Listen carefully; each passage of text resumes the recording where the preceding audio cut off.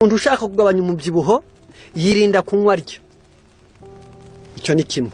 Ntashozaho, ntanywa ariko rya ntabanza.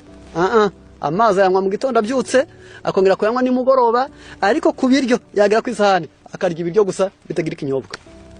Icyo ni kimwe. Kabiri, afata igihe cyagenewe guhagarika ikigaburo. Ibyo bita jeûne hebdomadaire. Akagira igihe cyagenewe kureka kurya rimwe mu cyumweru, kugira ngo igifu cye kidahanuremwo indurwe. Yarangiza maze uwo munsi iyo waretse kurya, umubiri ushaka kwirya. Iyo ushatse kwirya ukamura indurwe, ugakamura amavuta, noneho uwo munsi ariko ukanywa ukabona bya bintu ngo ni jeûne sec. Ntabwo yemewe. Umuntu asabwa icyabuzwa no kurya ariko ntabuze kunywa amazi. Noneho kubwibi aya mazi yanyoye akokora urugimbu rwose n'indurwe ukabyihagarika. Yarangiza uwo munsi urugimbu rwari ruhishwe mu bikano, mu bizigira, mu nda, mu mukondo, byose bigasohoka kuko umubiri w'umuntu ufite aho ubika urugimbu.